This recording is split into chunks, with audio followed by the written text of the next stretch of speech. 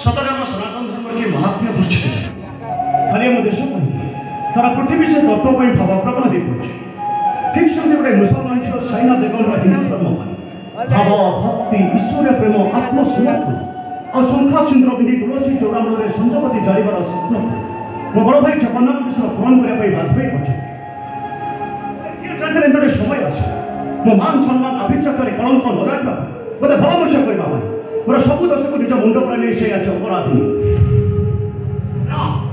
मुझे समाज किसी भी रीति को मानिबी नहीं जाति धर्म लक्षण रेखा नहीं मो भाव को निश्चय घर को फेर आनी से मुसलमान झील हेले मो बड़ भाई को साक्षात से लक्ष्मी ठाकुर आम घर कौन से लक्ष्मी ठाकुर तो पाद पड़े आम श्रीमंदिर घर टी बसी उठ हाँ समाज निष्ठुर नियम को काटिदे मो भाव को निश्चय घर को फेर आनी निश्चय फेर आनी मो जयदेव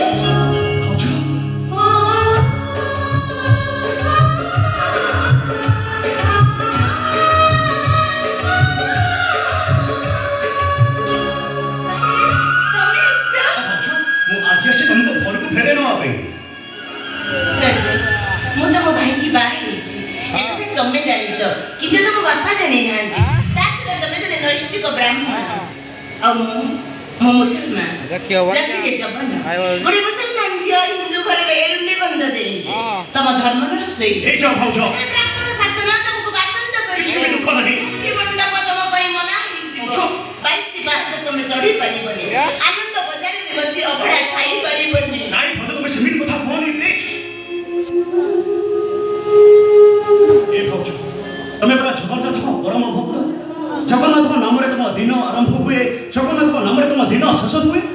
तमे पूरा जगन्नाथ को दूर दर्शन न करे ठोपाई पानी भी निज मुहरे नियोनी ए भाउज तमे कति कथा जानि न आम जगन्नाथ पाखे जाति धर्म माने किछ नै बोली चलो भाउज आम समाज को भी फेरी चलो ना जयदेव तमे एठु खेई जा ए भाउज तमे सेदिन मते बंचा टाइम रे सब दोष को निज मुंड पर ने अपराधी हे गलो निज स्वामी सहित संसार करने पूर्व तुम 4 वर्ष जेल सजा भोगिल निज आखिर लोह को उठे भी निज तुम संच सरिता भाया चलिल हेले आउ नहीं भाउज आउ नहीं मो आज जाति धर्म दिनेकार गोटे तुमको अच्छा मो घर को नहीं छी चलो भाउज मो तुम धर्म के नष्ट करि परिबिनी कि बापू को मझिरे के लक्ष्मण रेखा टाणी परिबिनी एते बड़ स्वार्थ पर मु केबे भी नो परम भला हो तुम एठु चली जाओ जयदेव नाई भाउज मो आज तुम किछ कथा सुनिबे नहीं अच्छा मो घर को जबा पड़िबो चलो भाउज चलो मो संगे जयदेव तुम एठु चली जाओ तुम मो नियम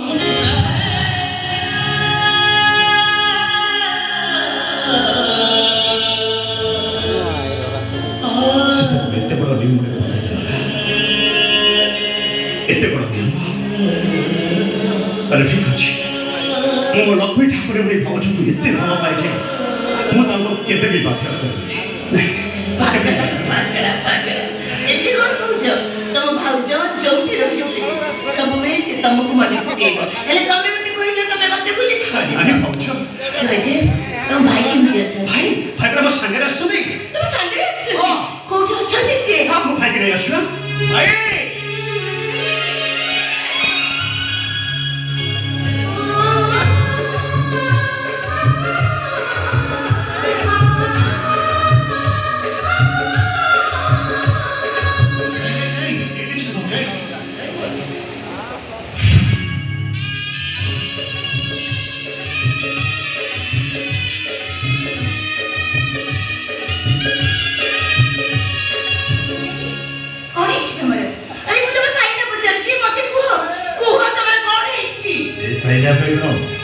से दिन मु तुमको निज इच्छा बह करी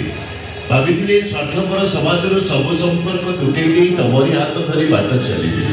हेले विधिर विधान था बड़ विचित्र मो सान भाई की बचाइवाई तुम अपराधी नहीं गल तुमको सजा होगला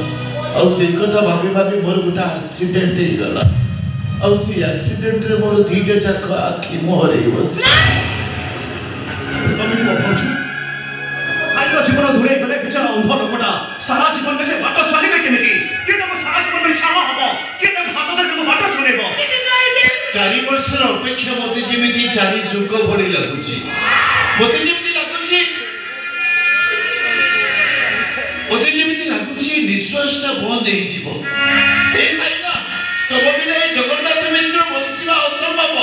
पांच जदि तमे तम दुनिया को मते दे जाओ तम पई जदि आम धर्म नष्ट होछि तमे तम धर्म को मते दे जाओ से केबे सुखरे संसार करिबा मो लगी तुम दुनिया सारा दिन लगी अंधार मु चाहूनी मो पाई तुम भविष्य नष्ट हो जाओ तुम धर्म नष्ट हो तुम परिवार स्वाभिमान ऊपर प्रश्न उठू ऐसा मु किसी भी चाहेनी पर भला मन को बुझाई देबी कि कुछ पाउनी तो मु सब किछि पाई हरि देइछि हेले भाउजो एटा होछि केवल तोरटा भाव प्रबल केवल वास्तवता देखो ईश्वर वास्तवता को मो केबे भी ग्रहण करि परिबिनी आज मो परिवार सहित सब संपर्क तुटे दे मो तो हाथ धरि बाटे चली आसु साइना ये अंतरजन हाथ धरि तबे मते रहि जा रे भणजा अरे भणजा आके सब কথা भूली जाउछे अरे तू मस्तिक ब्राह्मण भागवत मिश्र पुनी आ ताकुरी पोई तू एमिति कर्म करूछु भागवत मिश्र कहिबे बाके महापंडित आ ताको पाद छुइबा सब पाप खेल हे जो तू ताकुरी पोई गुटे मुसलमान झियो को छी छी मामू कोन भाई ए भणजा मो तो मामू रसिक रखा कथा सब भूली जाइबो भणजा भले पका 4 वर्ष तलर कथा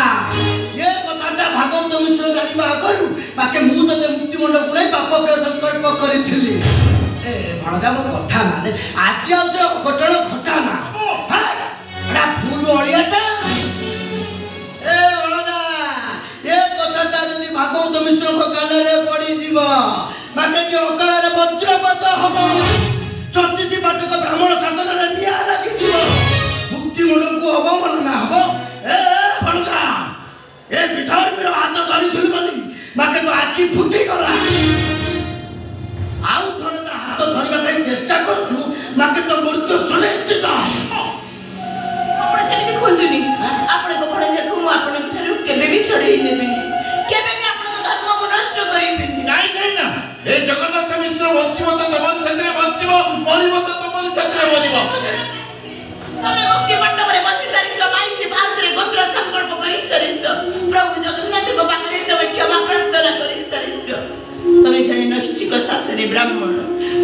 हे जदि जगन्नाथ संस्कृति की तमे अपमान न करो ताले मु जम्मा भी सही परिबिनी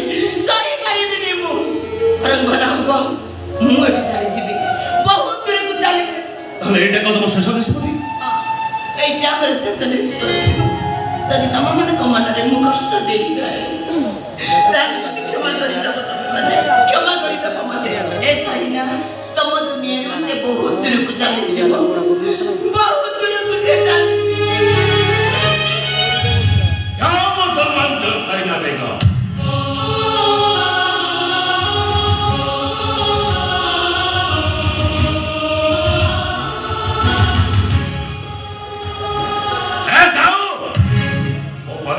करे मो भाई अपवित्र होई जीवो मो नीति नियम निष्ठा को पाप छुईबो नैष्ठिक ब्राह्मण मो आखिरे मो जाति बड़ मो धर्म बड़ मो परंपरा बड़ मुक्ति मंडप रे बसी अन्य पाप क्षय करूथबा पंडित भागवत मिश्र धर्म को नष्ट करिबाकू सनातन हिंदू धर्म को कलंकित करिबाकू तू साहस करि पारलो केमिति छुईले आपण को काय अपवित्र हो जीवो तारे जने बहु पई ता ससुर ससुर होचि इष्ट देवा देवी दूर रही मो इष्ट देवा देवी की तो मु दर्शन करि परिबे ताको चला पथरे बड़ी की बात हुई कुले मु तो मो मथारे बोली परिबे ए कथा कहछि गुडी की आत्मा जाउछि उडी की माके को संभाल हे की भाईना ये विधर्मी को बड़ जाको हाथ करी माके हम ब्राह्मण समाज को ध्वंस करबा आपण समिति कहतुनी आपण मो हिंदू धर्म को नष्ट करबा को चाहेनी स्वप्न रे मु केबे भाबिनी जो धर्म को भल पाई लुचि लुचि जगन्नाथ को मु विवाह करितिली से धर्म को मु केबे भी नष्ट करि परिबिनी केबे भी नु राव नै धरे एले बरम भला ए हातरे संखा मथारे सिंदूर ଚାହିଁବି ସେଇ ପ୍ରଭୁ ଜଗତରନାଥ କାଳିଆ ଶାନ୍ତଙ୍କ ସେବା କରି ବାକି ଜୀବନ ମୁଁ ବିତେଇ ଦେବି ମୁଁ ମୋର ବାକି ଜୀବନ।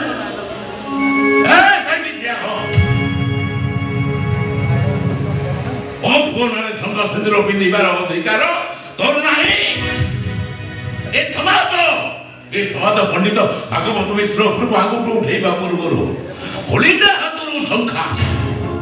ଉଠେଇଦେ ପଛାରୁ ସିନ୍ଦୁର। ସେମିତି କଥା କୁହନ୍ତୁନି। ହାତ ଯୋଡ଼ି ନେଉଛ ନା ମୁଁ କର୍ତ୍ତବ୍ୟ କରୁଛି। ଆପଣ ଦୟାକରି ନିଷ୍ଠୁର ହେଇଯାନ୍ତୁନି। ସେ ମୁସଲମାନ ଝିଅ ହେଇକି ମଧ୍ୟ ହିନ୍ଦୁ ଧର୍ମ ସବୁ ରୀତିନୀତି ମାନି ହାତରେ ଶଙ୍ଖା ମଥାରେ ସିନ୍ଦୁର ପିନ୍ଧିଛନ୍ତି। ନାରୀର ଶ୍ରେଷ୍ଠ ସମ୍ପଦ ଯୋଜନାର ଶଙ୍ଖା ସିନ୍ଦୁର। ଭାଉଜକୁ ସୁହାଗୀ ଭାବରୁ ବଞ୍ଚିତ କରନ୍ତୁନି ନନା। ବାସ୍ ଖାଲି ଗୋଟେ ସୁଯୋଗ ଦେଇ ଦିଅନ୍ତୁ। ନନା ଆପଣ ପୁରା କୁହନ୍ତି ଜଣେ ବ୍ରାହ୍ମଣ ଯେକୌଣସି ଜାତି ଯେକୌଣସି ଧର୍ମରୁ ଝିଅ ଆଣିପାରିବ। ହେଲେ ମୋ ସାଇନାରେ ହାତ ଧରି ବାଟ ଚାଲି ପାରିବେନି କାହିଁ? କୁହନ୍ତୁ ନନା ଗୋଟେ ମୁସଲମାନ ଝିଅ ହିନ୍ଦୁ ଘର ବୋହୂ ହେଇପାରିବନି। କୁହନ୍ତୁ ନନା ଆମକୁ ଜବାବ ଦିଅନ୍ତୁ। ସେଦିନ ବ୍ରାହ୍ମଣରୁ ମୁସଲମାନ ହେଇଯାଇଥିବା କଳା ପାହାଡ଼ ବ୍ରାହ୍ମଣ ସମାଜକୁ କଣ ଫେରି ଆସିଥିଲା? ଏ ହିନ୍ଦୁ ସନାତନ ଧର୍ମ ତାକୁ କଣ ଗ୍ରହଣ କରିଥିଲା? ସେମିତି ଏ ମୁସଲମାନ ଝିଅ ସାଇନା ବେଗମ କେବେ ବି ମୁସଲମାନରୁ ହିନ୍ଦୁ ହେଇପାରିବ, ବ୍ରାହ୍ମଣ ଘରର ବୋହୂ ହେଇପାରିବନି। ଆରେ ଆମେ ହେଲୁ ମହାପ୍ରଭୁ ଜଗନ୍ନାଥଙ୍କର ସେବକ। ଯେଉଁ ଦେଉଳକୁ ଅଲଗା ଧର୍ମ ଅଲଗା ସମ୍ପ୍ରଦାୟକୁ ମନା, ସେଠି ଗୋଟେ ମୁସଲମାନ ଝିଅର ପାଦ ମୋ ଘରେ ପଡ଼ିଲେ ଆରେ ଆମକୁ ବଡ଼ ଦେଉଳ ମନା ହେଇଯିବ ରେ। ମୁକ୍ତି ମଣ୍ଡପରେ କଳଙ୍କ ଲାଗିଯିବ। ଷୋଳ ଶାସନ ବ୍ରାହ୍ମଣ ସମାଜ ଆମକୁ ବାସନ୍ଦ କରିଦେବ। ହେ ମୁସଲମାନ ଝିଅ ସାଇନା ବେଗମ, ମୁଁ ମୃତ ବ୍ରାହ୍ମଣ, ମୋ ହୃଦୟରେ ଆଘାତ ଦେଲେ ତୁ ଐନରକରେ ପଡ଼ିବୁ। ତେଣୁ ମୋ ପୁଅର ଜୀବନ ପରିଧି ବାହାରକୁ ତୁ ଚାଲି ଯା। ତତେ ମୁଁ ଅନୁରୋଧ କରୁଛି, ତତେ ମୁଁ ହାତ ଯୋଡୁଛି।